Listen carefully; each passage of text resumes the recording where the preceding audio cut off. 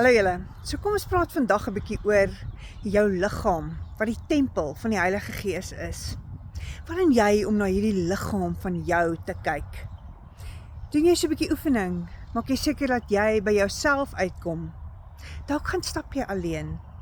Selfs gaan drink jy 'n koffie in 'n koffiewinkel alleen. Kuier met 'n vriendin.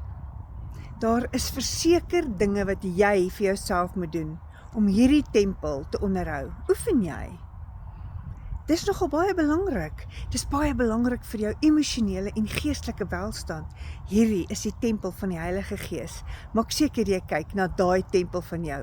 Doen iets wat hierdie tempel opbou. Eet gesond, oefen, doen daai dinge wat jou daai beter mens gaan maak.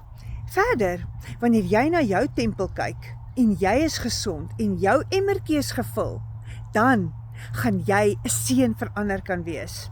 Dis nie verniet dat die ouens wanneer jy vlieg vir jou sê, sit eers die suurstofmasker op vir jouself, voordat jy jou kind of die ou langs jou help.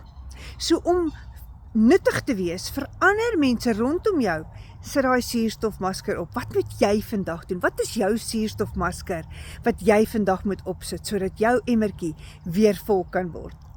Tot volgende keer. Ek hoor graag wat jou masker is.